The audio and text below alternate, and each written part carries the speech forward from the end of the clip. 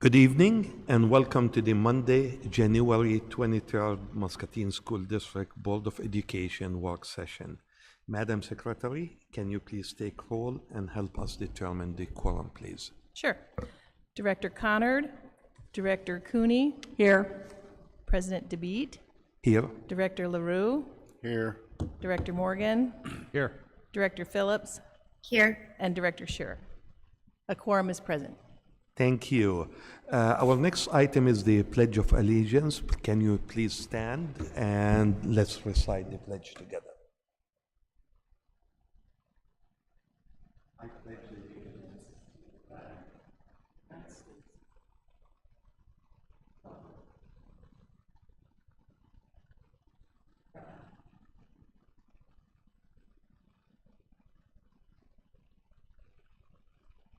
Thank you. We would like to welcome all visitors and media representation here with us. And with that, we move forward into next item on our agenda, and that's 2023-2024 draft school calendar. And Jamie, please. Morning. Oh gosh, it's not morning. Oh boy. Okay, evening.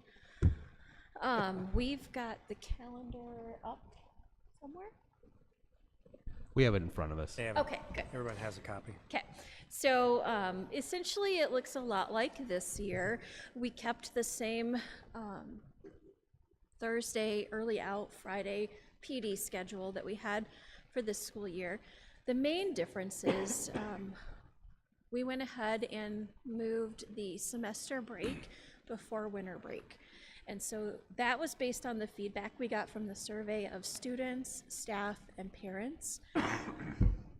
They felt that it would be a lot less stressful for students to finish before we go into winter break. The other piece that is different is that we have kind of shifted a little bit of the quarters and our conferences in the spring. So we're going to go ahead and keep the conferences in February, and that reason was because with starting semester right when we get back in January, that still gives us 5 weeks in order to have time for students to have some data before parents meet with teachers. And we wanted to give kids and parents the most time to make any changes in their grades, and we felt that doing that in February was still the best bet. Let me pull it up real quick.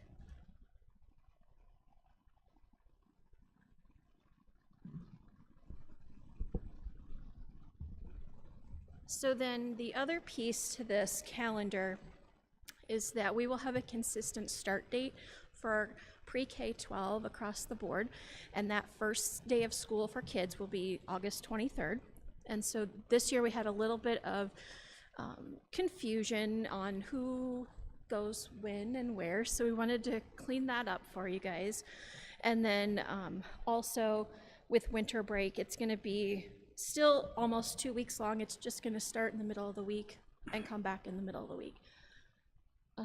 We felt that if we did the full 2 weeks the week of the 18th of December, it was going to be way too early to start that break, knowing that the holidays, we'd be out for a whole week before then. We did go ahead and put in that buffer day on January 3rd, where it'll be an in-service for our teachers. That way they can prepare for kids to come back on the 4th. That was well received by a lot of our staff this year, so we wanted to honor that again. And then in terms of the Easter holiday, we are going to have both Good Friday and Easter Monday off. Those will just be no school days.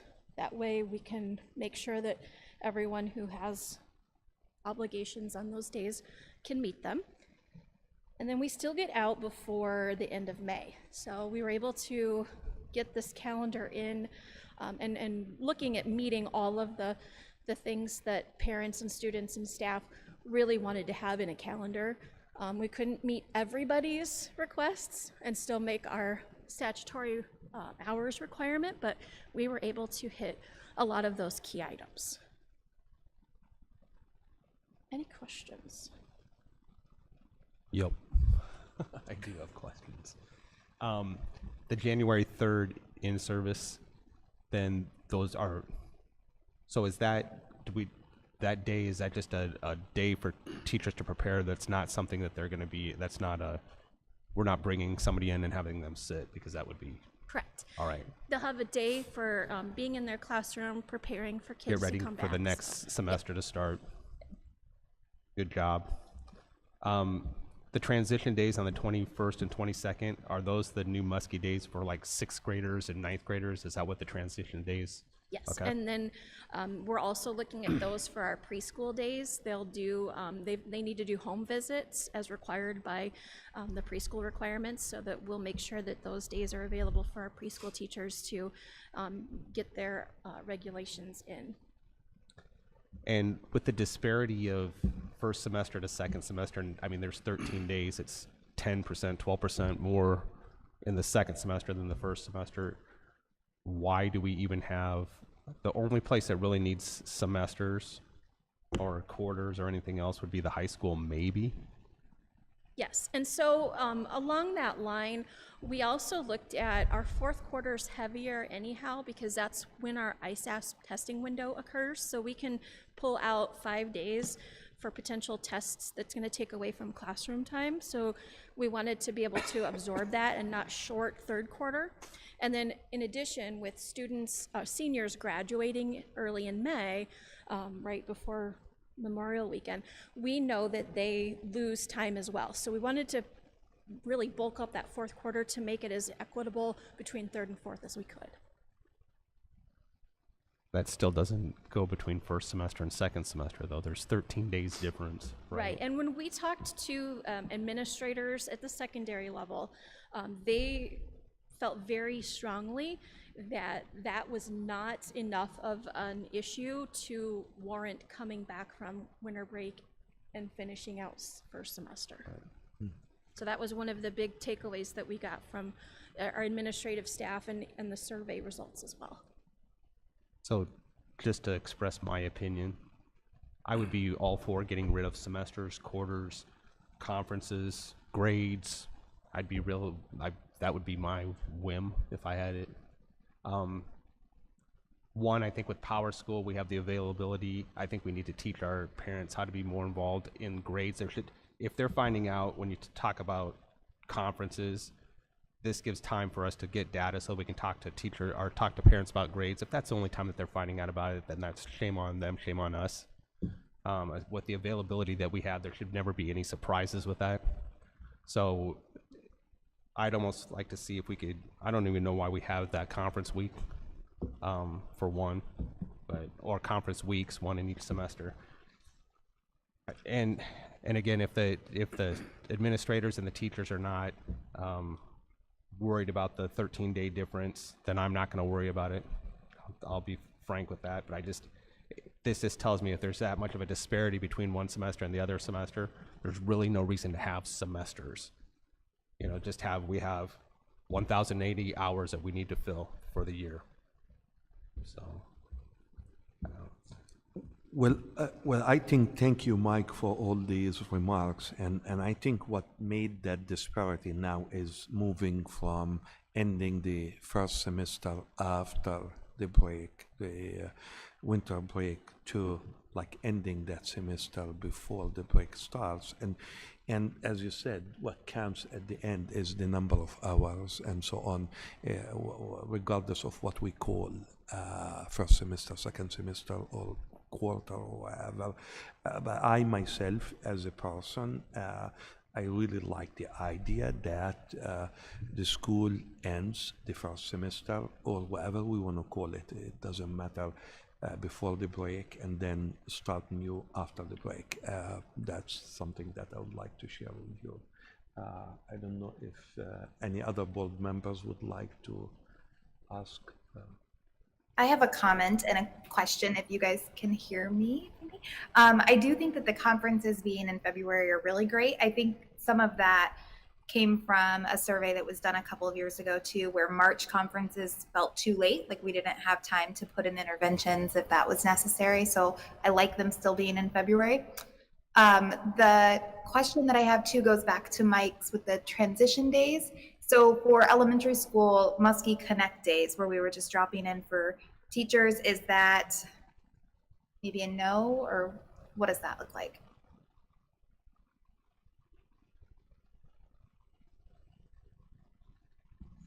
Did you hear that? Yeah, you probably should say that. We're still doing Muskie Connect on the 21st and 22nd at the elementary with all parents. So that's where we'll schedule them like we've done in the past. I just know for daycare centers and things, that's really essential in knowing for planning their time before school for the school age kids. So. And that was one of the reasons we wanted to shift to a single day where everybody starts school, because this year we had, I think, 3 start dates, and even we were getting a little confused at times on who's on deck. So we wanted to make sure that this was clear for all of our staff, but mostly for our families who really have to plan that week for childcare.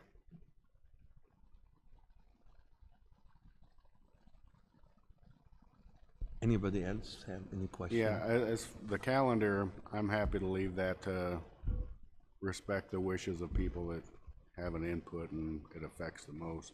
But I would like to bring up the winter break phrase again, as I did last year.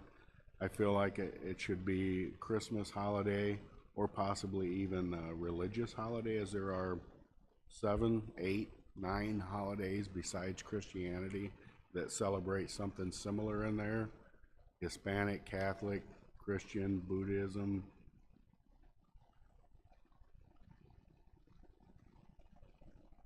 That's my opinion. Well, I think, that goes back to the rest of the board and feelings about that. I can say it's been winter break for a very long time in the district, but that's certainly something the board can discuss and make that recommendation if you'd like to see that changed. I note last month in the bills and claims, there were several items in there that materials purchased for Christmas. So I mean, it's not a new concept. That would be my preference.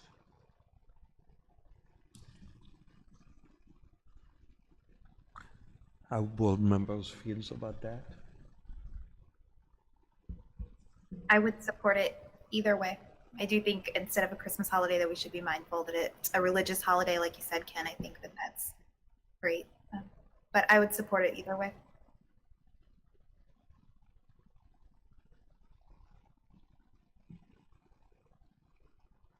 We're just in a work session, right? So this is just, and all this is we're not voting on this calendar tonight because we can't. Right now, it's just any input or So, thoughts before we bring you a final recommendation next month for approval. So that way, you've had a chance to see it, ask questions about it. We've done the surveying, we've got feedback, we've made adjustments.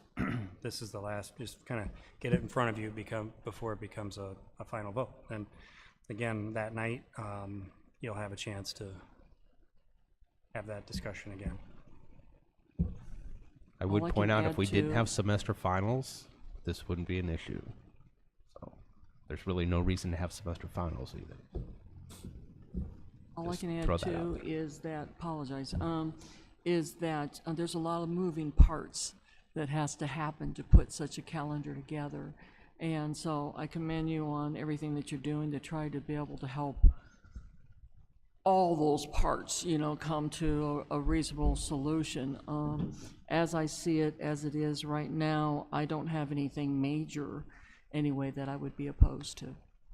We tried to really take the sentiment and the comments from all of the impacted groups in the survey and do the most comprehensive of, we're not going to make everybody happy, but we really tried to put some good thought into what would be the best thing for students.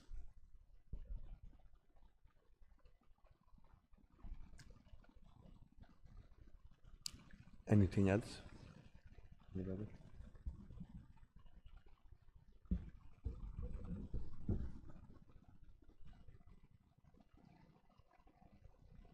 Thank you, Jamie. Appreciate that. Thank you.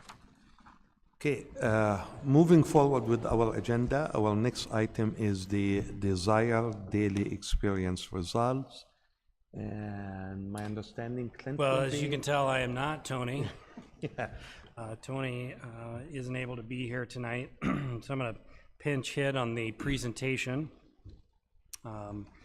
Also, Scott will be helping me out by advancing the slides, and that way I don't have to worry about the clicker. And so we'll just kind of go through what we wanted to have an opportunity. You have a copy of all the comments. You've had a chance to take a look at those. We want to go through some of the data comparing last year to this year, and then really talk about some of the next steps what we're gonna do with this, and then get your thoughts and feedback and an opportunity to discuss it a little bit further. So with that, we'll jump in. One of the first things, just trying to get this information out more this year than what we did last spring. So Tony worked on getting it out in social media, working with some of our community partners. So the Community Foundation, the City of Muscatine, they also promoted this survey to the community. We ran ads in Discover Muscatine on the radio, and then a special session was held at the Y. So if people wanted to come in and have help filling it out or do it, then we could help them get it filled out. So, and we did have some people attend that. So again, kind of a continued push is the more responses we can get, the more feedback, the better. So looking at the numbers, we did increase by about 900 responses, a little over 900 responses. We had a significant increase in the number of students compared to last year. We did have an increase in families, but our staff, we actually went down by about 14 responses. Again, that's something we're going to continue to monitor and look at ways to make sure we're getting as much of a response from all groups. Certainly somewhat easier with our students, as you know, we can sit them down, and but we'll also have some conversations about how we can maybe increase that number, especially for staff moving forward.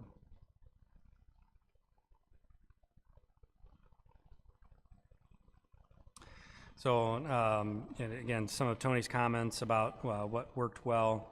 You know, we did incorporate that into a classroom lesson at Susan Clark, working with principals to try to give staff time as we move forward to make sure if we really want them to take that, making sure we have class time for students to do that, and also the same is true for our staff as well.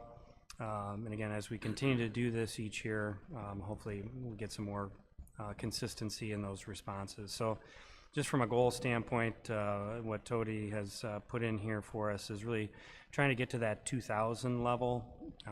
You know, again, we're getting closer to that, and then obviously we want to continue to build on that. And again, that's for students, looking at 650 staff and about 1,500 staff, or excuse me, families. So we've got a ways to go to get those numbers up there, but we'll certainly continue to work on that. And I think, again, an important piece in that whole process is that the people that are taking this survey, that they see that we're looking at this data, we're using it, we're talking about it, and that it matters. And so I think you'll see that in as we talk about some of the next steps. So with that, we'll jump into the data. We'll start with student data. And I'll just kind of quickly go through these. In general, we've seen an increase with students in most categories, and sometimes that's a small increase, but again, we're seeing some improvements there.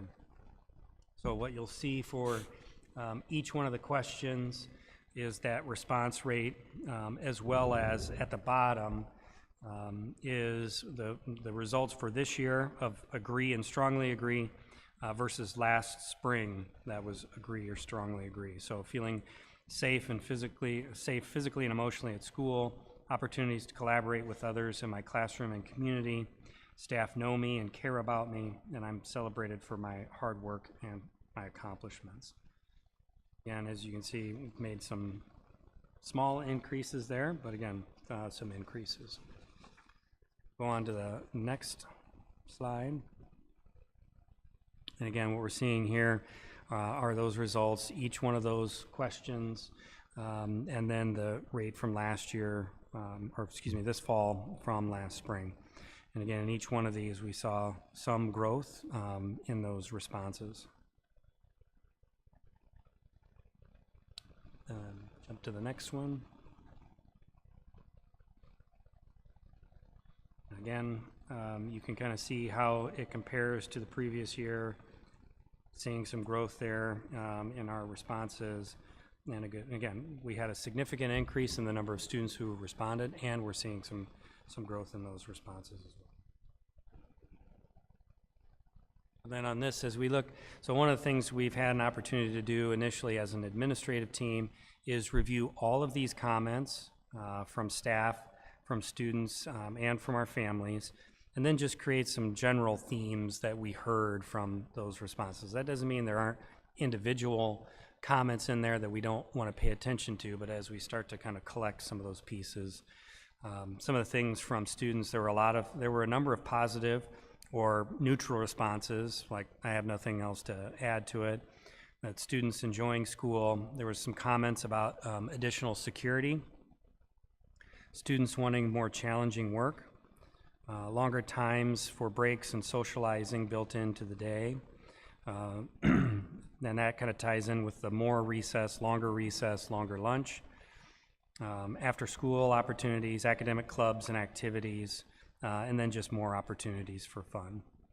So, so as we kind of look at these themes, the other piece I'll just jump in and share so you have some context as we go through all of these. One of the next steps then is that each building will be reviewing these data as a staff. So we know how students responded based on the building. We know staff responses based on the building. Family responses are kind of general, so we'll include all of those, but they'll have an opportunity to look more specifically at, so let's say the high school. How did students from the high school respond? What were some of their comments, right?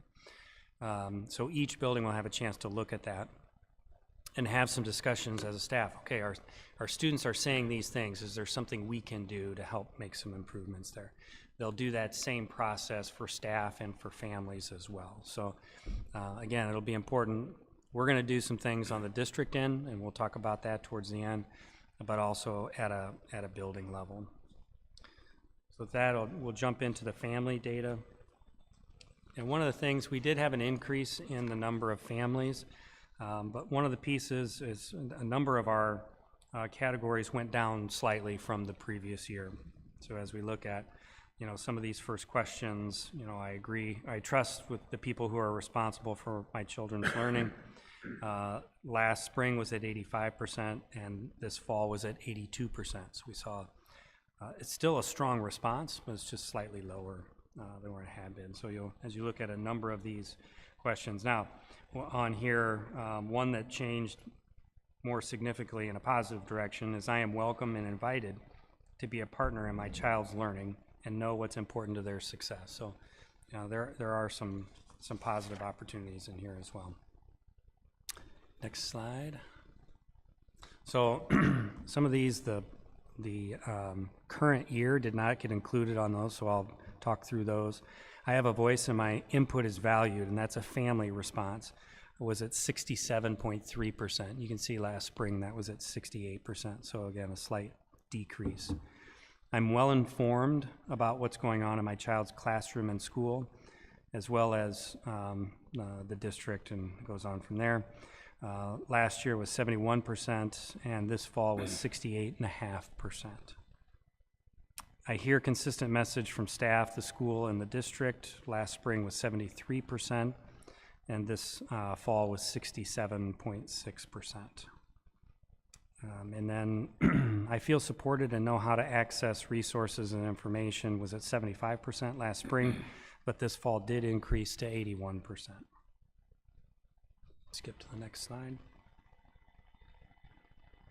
My child is safe, respected, and accepted. And again, that's one that we saw a decrease from the previous spring.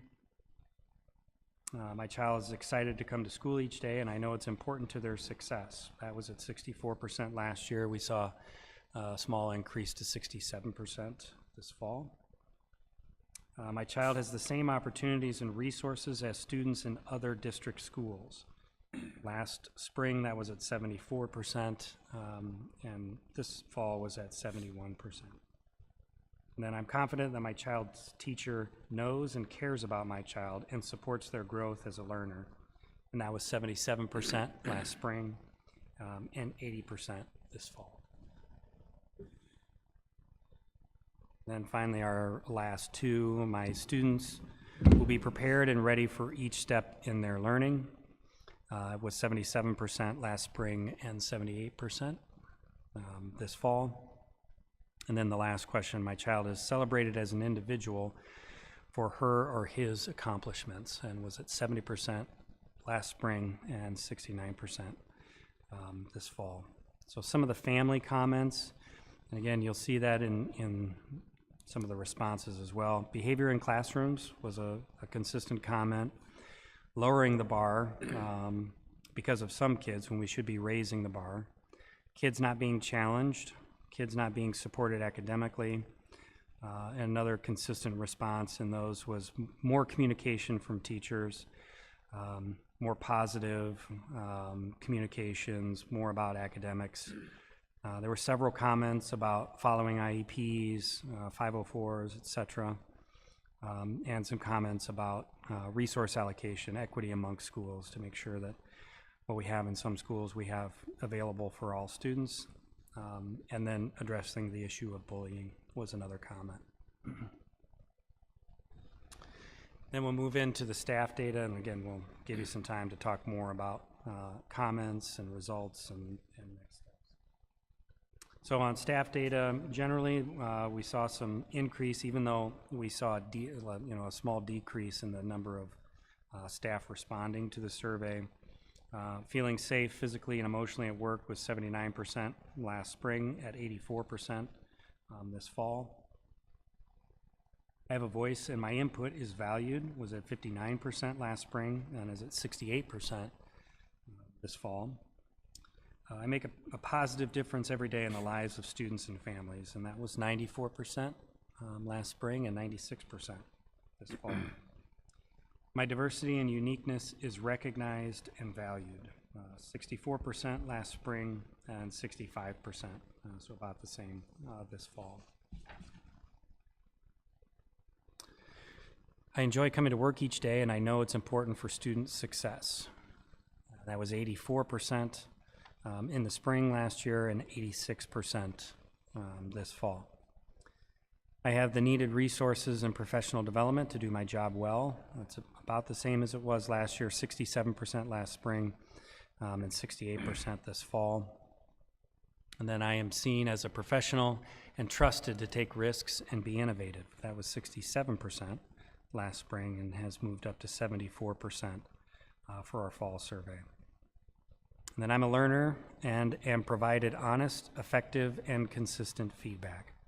And that was 74% last spring and 73% this fall.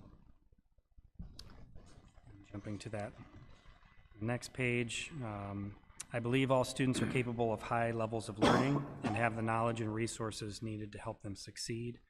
And 79% in the spring and 83% this fall. I have time to collaborate with my colleagues and I'm prepared to do my work. And that was 62% last spring and 67% in the fall. And I feel supported by colleagues, administration, and families, and 67% in the spring and 72% in the fall. And then the last one, we'll look at themes as my work and contributions are recognized and celebrated. And that was 52% last spring, and in the fall was 61%. So saw a little improvement there as well.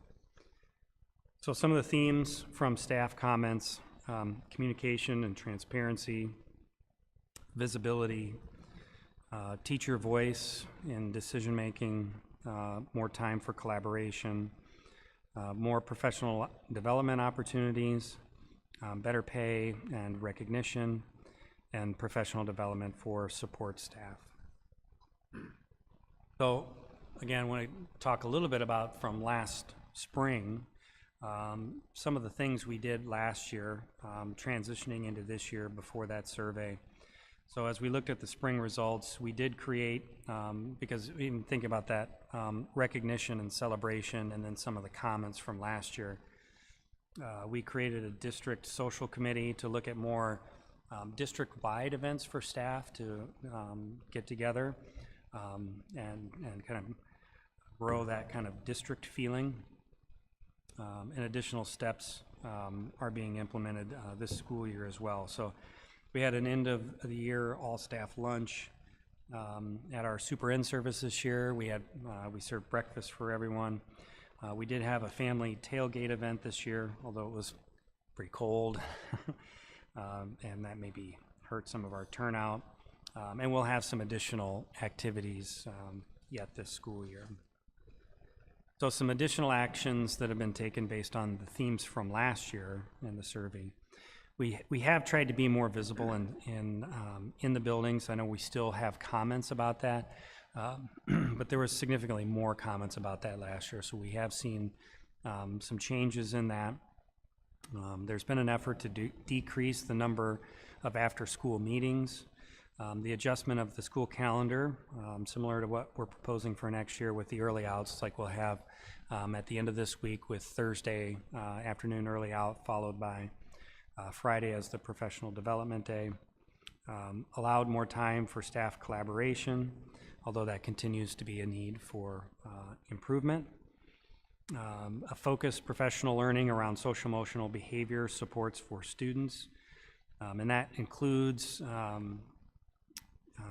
training for all of our staff, so our paras, bus drivers, food service, all of those are involved in that professional learning. And then our junior high and high school developed a parent advisory group to get more feedback and input from parents. And that's the secondary level. Obviously, at the elementary level, we have PTOs where, you know, some of that activity already exists. So we've talked a little bit, Joel, I don't know if you want to mention any more. I've tried to kind of cover that already. Kind of the next steps will be, and I think they're doing it later this week, the buildings, looking at staff, or looking at the data later this week.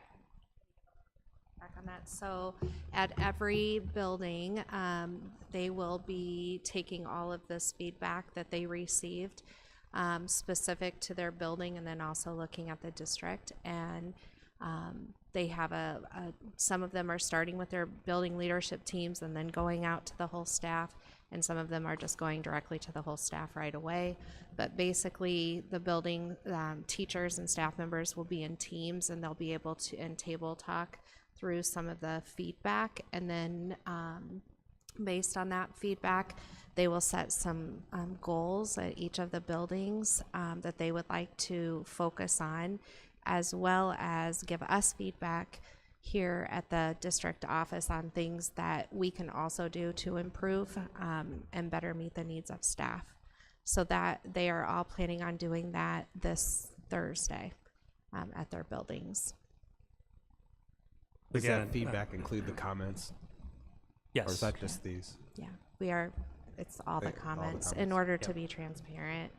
I know if there was an individual name, it came off, but we didn't take off like the director of teaching and learning, you know, if there's a comment about that, or, you know, a title, those stayed on.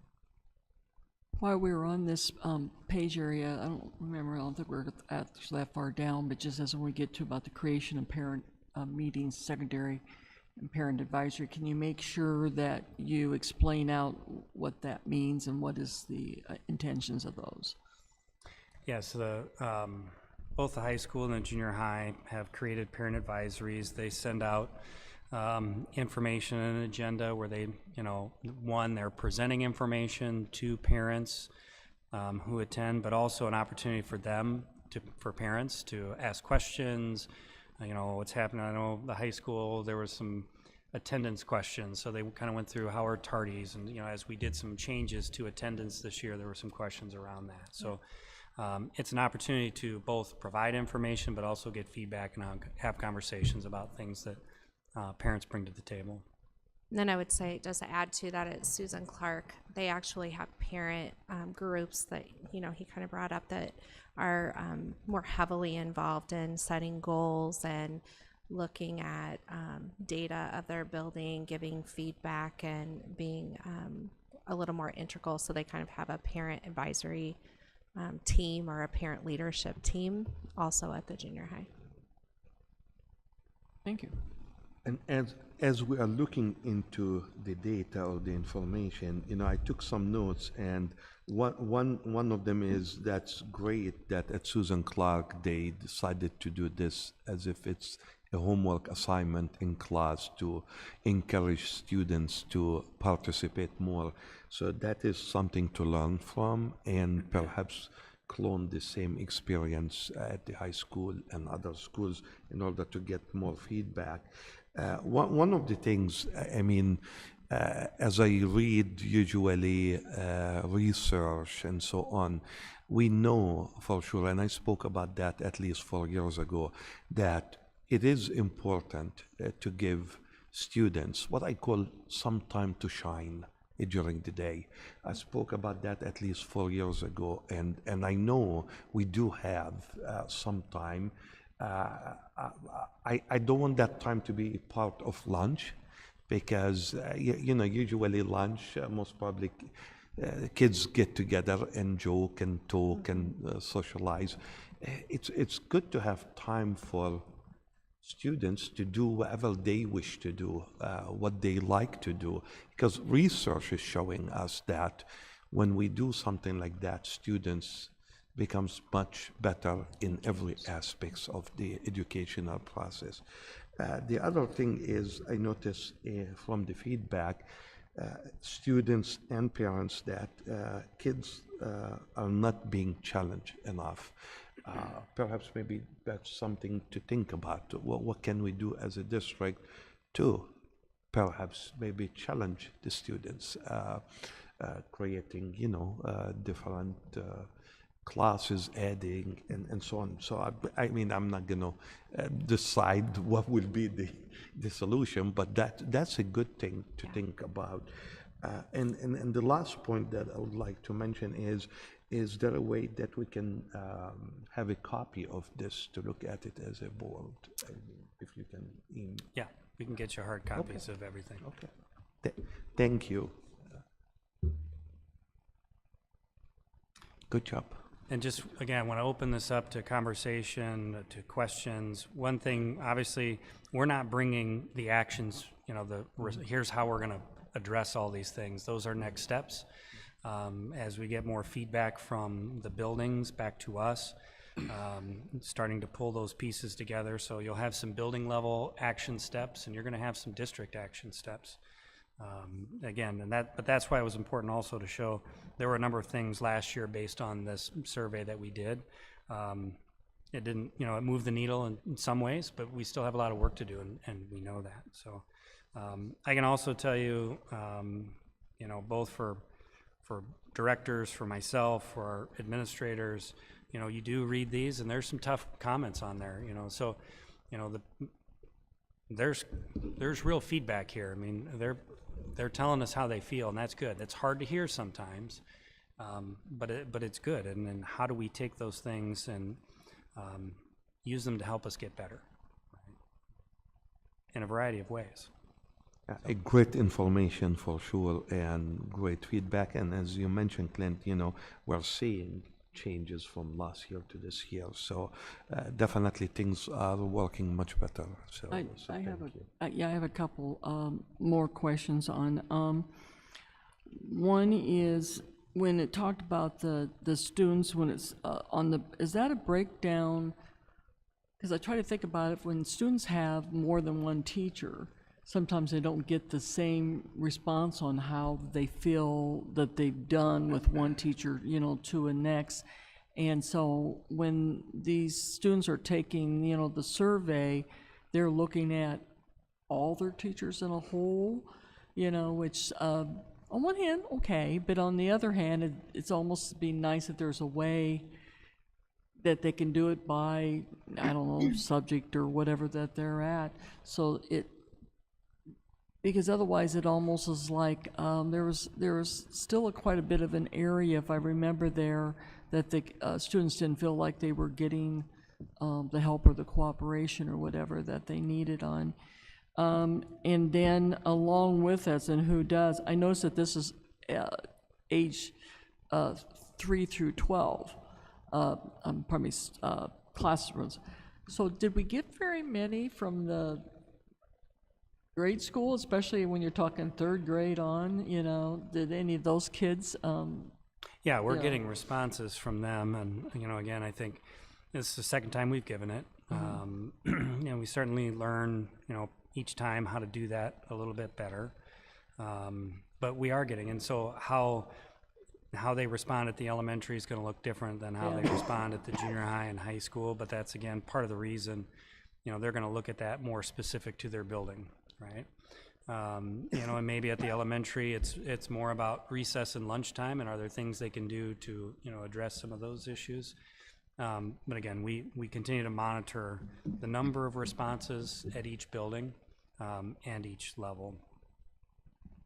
And again, that's why you're gonna, you know, that question about, yeah, it is different for a junior high or high school student that would have a lot of different teachers. Elementary have, to some degree, we're departmentalized at some grade levels. For the most part, though, there's a main teacher. and then, pardon me, and then one last area is, it was somewhat concerning for me to see so much gray area, in other words, not the green, and it was on the page where the themes from the staff, and it showed quite a bit of gray area when it's talking about staff did not feel like their voice had been heard. And so I know that that's got to be a concern for you guys, and what does that mean and how you can continue to move forward with that. But communication is, of course, the key, but if you don't know what the problems are, it's hard to fix. So I just keep asking that you continue to work on that type of area so that next time around, hopefully we won't see too much gray area there. Thank you. I wanted to comment too, if now's an okay time to jump in. Yeah, absolutely. Okay. It's hard being online because I don't know if I'm cutting anyone off, so I'm sorry. Just to make the comment about some of the formatting and the way that questions are presented, there were a lot of comments on there about how it was difficult to answer some of the questions just because there were like 3-part questions. So just to summarize, if it said that I feel like safe, respected, and valued, they would have answered questions differently to each of those options. So maybe being mindful of that moving forward. And then I think just there were over 400 comments, I think, collectively, and they've all been read. I know I read every single one of them. So I think that there was a question, you know, even the ones that were just like, let us paint the wall. I don't know if that was one, but some of them were just, you know, silly because they didn't have anything to put in. And so they still took the time though to put something in there. And I think that that's something to recognize. Some of the staff and family comments, I mean, they could fill a whole page on their own if you printed that, I would assume. And so there was a lot of thought that went into it. So I just hope we're taking it very seriously. And as we move forward with those discussions, if it makes sense to have some board members maybe present on some of those, I'm looking at like behaviors, IEPs, communication. We have policies that coordinate with some of those things. And so maybe we could be utilizing that opportunity to be reviewing policy, even if it's off the board table, not with any action, of course, but just to see how those align with the regulations that are put into place for administration and see what we can do to help. Yeah, thank you, you know, for those comments as well. And I, to your point, and Karen, somewhat to yours as well, I think one of the challenges that we face when we do this is the more detailed you make this survey, the longer it becomes, then people are less likely to respond to it. So it's trying to find that balance, and I mean, that's something we can continue to look at, but it's also why we include that open comment. So if there's something that really is, you know, different about how they wanted to respond and they couldn't, it is an opportunity for them to put that information in there. And I agree, it's imperative. There are a lot of comments here, and it's important that we look at them, that we talk about them, that the buildings look at them, the buildings talk about them, and then they're going to be posted on the website. These aren't hidden, like, you know, we're not like, okay, we did this, now let's move on. I mean, we do, and even some of those one-off comments can have merit and value, and we should look at that. So I do think it's important. I just, you know, from our our standpoint, next step, let's get the buildings to really dig into that, and then bring that back to us as a larger group, we can start to look at not only just what's happening at the building level, but then how do we respond at a district level. And I think to your point, we then have to keep these comments and these results in mind as we look at policy, as we look at administrative procedures, and look at some of the things that we're doing and the conversations that we're having. So, you know, that does fall on us to make connections to those pieces. I just wanted, with adding to that, again, is with the communication, because when I first went for school board, that was the one thing in particular on the communication, because I had heard enough from teachers on some of the lack of that communication. And I commend the fact that we're doing this to try to find out what is that lack of communication. And I can tell that it's gotten better, but not to the point where, you know, all are feeling, you're probably never going to get extremely comfortable, you know, needless to say, with the communication. But I still think we still got a ways to go on that. But thank you for all you're doing with it. Clint, I would agree with you 100%. I think the board needs to be aware of what's happening with this, with the daily desired experience. They need to be aware of the comments. They need to be aware of the results. And it really should drive our policy. It should force us to look at what's working and what's not working. Do we need new policy at all, or do we need to tweak policy or not? And I think this is, I believe in this, what we're doing. I've said that multiple times. I believe that this is the right way for the board to move forward. This is the right way for our district to move forward. But the only way that that's going to happen is if we do take this seriously, and it's not just another hoop to jump through. I'm a little bit, how many people how many staff and parents participated in this? Out of just a rough percentage? I didn't catch that. I wasn't listening because I'm ADD or something. I don't know. It would be you know, again, we had 341 staff. Well, we have significantly more than that.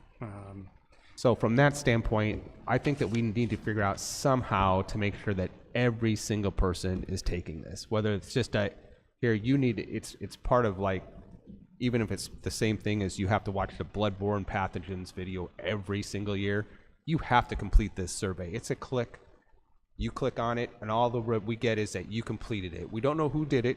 It's still anonymous, but from a staff standpoint, every single voice has to be heard, because for us to really understand how people feel, we can tell parents we want them to do it, and I really wish every single parent and every single kid would give their voice, but they're not going to. And part of it, like you said, if it gets to be too cumbersome of a survey, they're going to say, well, that was a wasted 20 minutes of my life, and that's not what we want. We really want to hear the voice. We want them to have true voice, and we want to be able to use that voice to move us forward as a district and as a community. So I think that you're right in that belief, and I do believe in this process, and I do wish that more of our staff, I think that we can control our staff from that standpoint. You know, they have to complete it, just like bloodborne pathogen. It's not going to hurt any single person to put down their opinion. You know, I'd rather they do it openly and honestly rather than on Twitter. Well, and I think as we respond to some of the comments and the answers that they're giving us, and they see that we are reading it, there is action happening, then they're going to encourage peers to fill it out too. And I know even as I was walking through schools when this survey was out and accepting responses, I would just say, hey, did you fill out your survey? Or if they would say something, I'd say, oh, you should put that in your survey. And sometimes it was, what survey? Like it gets lost in the day-to-day and buried. So those constant reminders, I don't know if we even put it in a lounge on an iPad that everyone just can see and come in and do. That it's just a constant reminder, because there's a lot to, I guess, remember day to day, and this gets buried. But yeah, I think moving forward, that's certainly something, just like with students, if we think it's important, then we dedicate time for it. Mm-hmm. And then we have to find ways in the buildings to dedicate time for that as well.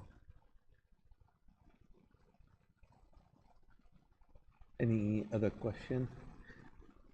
But just let's all look into what we are talking about here as a great discussion, positive discussion, to move this forward with more ideas, more feedback, and looking into ways to achieve what the district wants to achieve at the end. So thank you for everybody. Thank you for everyone who took part of that answer, whether students, staff, or parents who answer the survey. And thank you for the staff here at the district, for those who work on putting this, the results together and present it to us. So thank you. Moving forward, we move into the 2023 legislative session discussion. One of the things that I would like to remind everybody with, as in order to start the discussion, that right now we're hearing almost the same discussion coming out of Des Moines, that that we might have vouchers, we might have change in the way they are funding charter schools and private schools and so on. And if I remember right, we as a board had a major discussion about this last year, around March of last year, so I would say around 10 months ago. And we agree on, I would say, many issues here. And as a result of that, we came up with a resolution that we did share with our local elected politicians in March of last year.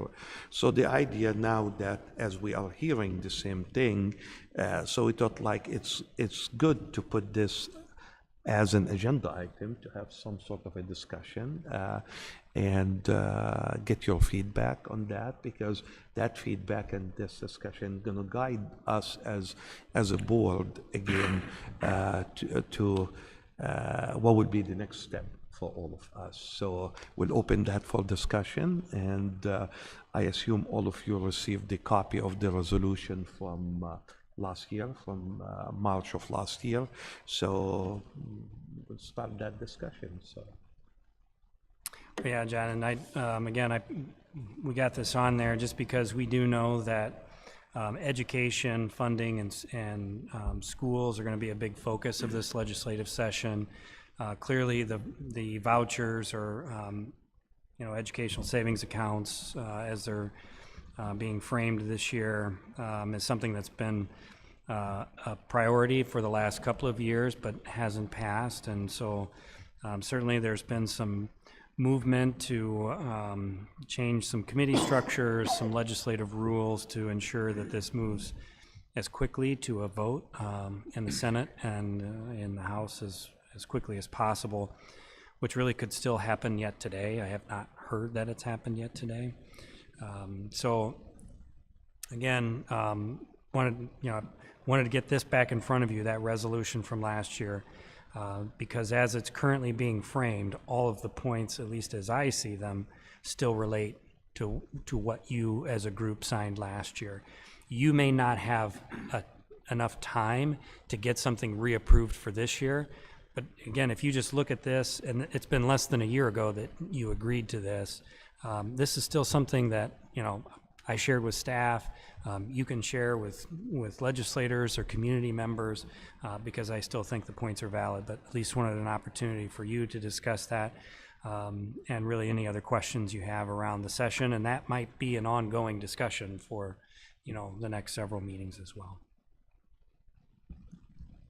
What I can say is, after looking at that from what we did last year, I was trying to think of if there was a difference of line or something that we needed to put on there due to the changes that was attempted for this year on there. But technically, from what I can tell, the wording that was on it from last year still really encompasses what we're trying to say on there, as in, because and of course, the biggest part of it is, just as you said, the transparency, having it the same as the public school. And the biggie for me is just money that's there, and how that was written from last year. I feel actually comfortable with how that is read. Have our legislators been invited to come and talk to us? Is there any way to invite them to? I mean, it would be nice for them to come and hear our concerns, and for us to ask them questions why they believe that this is going to be better for Muscatine community and for the state of Iowa. I'd like to hear that, because I know that in 4 years I haven't talked with Mark Lofgren or Mark Cisneros, and I grew up across the street from Mark Lofgren. We were friends. So, it's disappointing. I think that the diatribe right now of it being about parent choice is not true. I think it's smoke and mirrors from that standpoint, and for this reason. One, if you can afford transportation, that becomes an issue, because if you have to get someplace, that's one thing. The other thing is if the money is going to go to and again, speaking as a Catholic school principal, a former Catholic school principal, I know that when I was at the Catholic school, I was the only person in Davenport, and it took me 6 years to get a special education teacher, and I was the only one in Davenport. So if you have an IEP, what about those parents? If they want their kids to go there, are they going to get their IEP supported? I don't think so.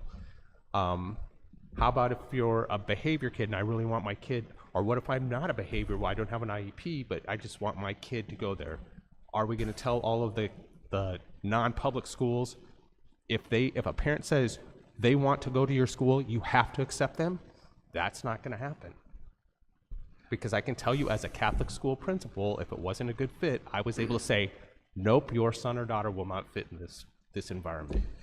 So the idea that it's about it's about parent choice is not actually true, because the schools that they want to can still pick and choose what kids they want and what kids they don't want.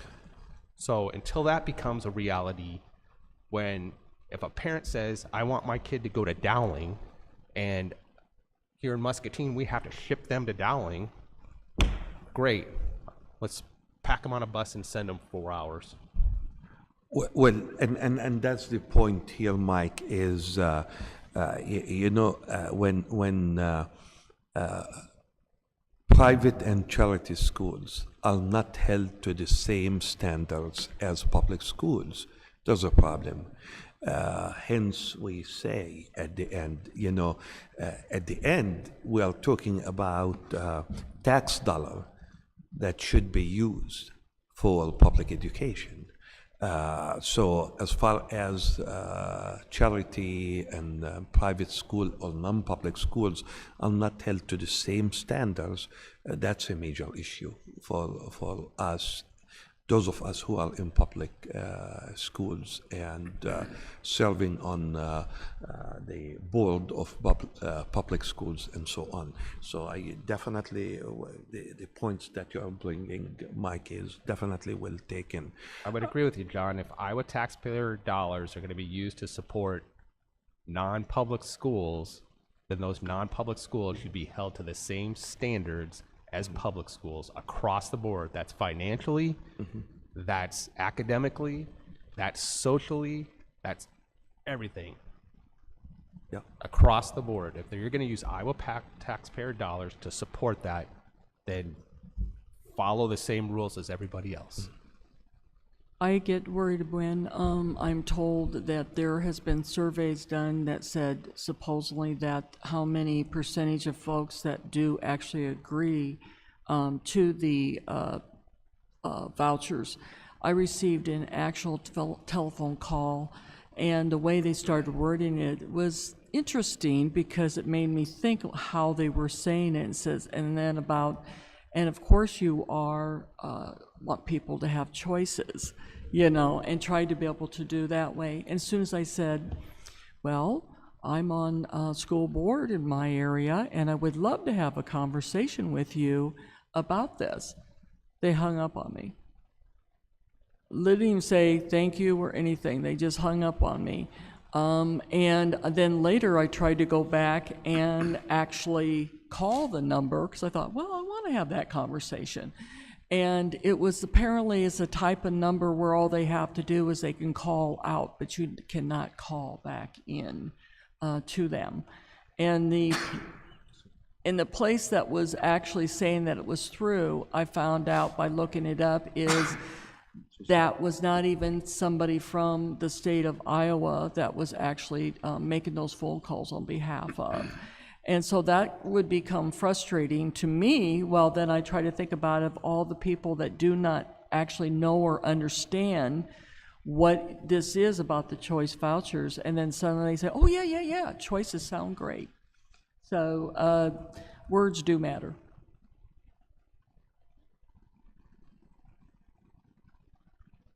Well, obviously, since it's a work session, we don't have any action on something like that. It's just like a discussion. But again, what worries me the most also is the schools, small school districts in rural Iowa, where there is no existence to begin with to any charity or non-public schools there.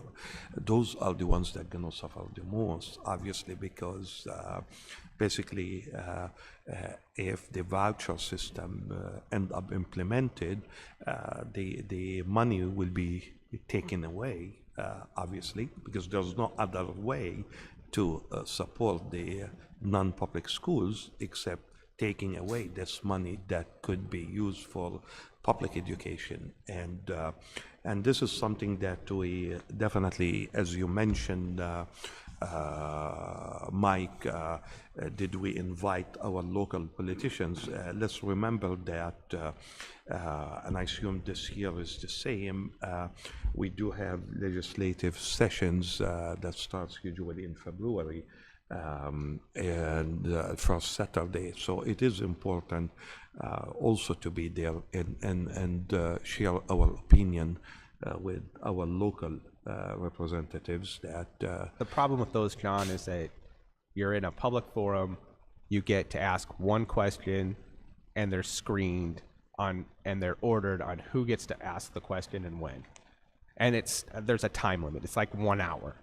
So I've sat in those and waited and not got to a chance to have my questions asked.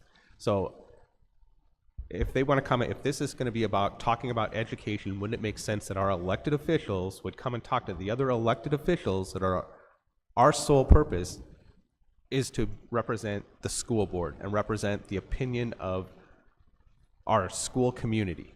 So if our elected officials wanted to take the time and come and just talk to us, they name it, I'll be there. You know, I totally agree with you, yes. But I want to also encourage everybody to reach out to them. I mean, call them, email them, remind them with our resolution that we issued almost 10 months ago, not even a year, last March. Share it with them and share your own reasons. Tell your story. It is very important to do that too. John, I would just want to follow up, sorry to interrupt too. I do agree too, some of the, like, there's some nice commercials on TV, and on face value, when somebody says that all parents, regardless of income or background, should have choice, that's true. But there aren't any details behind that in those commercials about how that's really happening. And again, that's why, you know, getting this resolution that talks about, because then when you actually have a conversation with people, like, well, then shouldn't they follow the same rules we have to follow for those same public dollars? Well, yeah. Well, that's not. Oh, well, I didn't realize that. I think it's also important to understand that currently the state's already spending about $30 million towards private schools every year. So $15 million is allocated every year for transportation. And I believe there's also $15 million allocated for tuition and textbook credit refund on your taxes. So you're forgetting about the tuition assistance credit, which is, I believe, another $67 million. yeah, on top of that. And then just the cost of this program, when you add up what's estimated for the first 4 years, is $900 million at a time where we're going to see revenue in the state reduced as we, reduce income tax, which again, there's nothing wrong with that, but so you have pretty massive spending plan at the same time we're having reduced revenue. So there should be some real concern that the more you can do, the more we can do to educate people, I think the better. Well, and I know the day on the Hill with the Iowa School Board is February 14th. I don't know if I could go, but we could definitely look into that as well. They're offering some webinars that we can take part into. It all just seems like such a long wait because I know that they're a few weeks out yet. So again, I know that there's the risk that you request a meeting and they don't meet with you. But I think I would be willing to reach out ahead of time too and let them know that we're taking a local group and we could just share that resolution in person if anyone is interested in that. You could let me know later, but just so that we know, I mean, there are opportunities for us to go and advocate a little bit more. I hope we still have time to share that resolution as, again, I think there were some plans to have it even voted on today. But again, the more we can get that information out there, I think the better. And that day on the Hill, I think would be valuable time for folks as well. Hopefully, yeah. But don't be afraid, please, to connect with our representative and let them know. Call them, email them, let them know. Meanwhile, while we are waiting, if we want to take that action during our February meeting, but let's not wait till that time. And John, we have some groups locally too that are doing a lot of that advocating for us, I believe, and I know that our resolution has been shared among some of them. And so I think that they would continue to advocate too and take that. So the more that can go and share that message, whichever way, and I know that Clint, you encourage some staff to do the same, that wherever you land on whatever side, just talk to your legislators about it so that they're actually representing all of us. Mm-hmm. Thank you. Any other discussion? I don't think anything's changed in our minds, at least as far as the transparency and level playing field. Definitely should be that. Totally true, yeah. Thank you all. So keep this issue alive and connect with our representative and let's talk to them about this important issue for all of us. Moving forward, we move into the discussion and information. And item A, second reading on policies. Number 1, 900.2, distribution of materials in the school. And this is an item that is suggested to be deleted. Any question about that? I probably should have noted this the first time around on there, but is this because it's in a different area, or is this something that, meaning, because it says that you're the one that actually approves of any posters and different things come up? Because it lives in another policy, so we have a duplicate policy. So because it's somewhere else, we don't need this policy here. That's what I figured, but I thought I'd ask. Thank you. Thank you. Moving forward, our next item is announcement of upcoming meetings and event. January 26, 2023, 2 hours early dismissal. January 27, 2023, no school teachers in service. January 27, 2023, MHS Boosters Cake Auction. February 13, 2023, School Board Community Conversation at 6 p.m. at the lower level of City Hall. And February 13, 2023, regular board meeting at 7 p.m. at the City Hall. Any other announcement that you wish to add? Okay, if there's no more announcement, can we have a motion to adjourn, please? I make a motion to adjourn. Second. Okay, we have a motion and a second. Those of you who are in favor, please signify by saying aye. Aye. Opposed, nay. Okay, thank you and good night, everybody.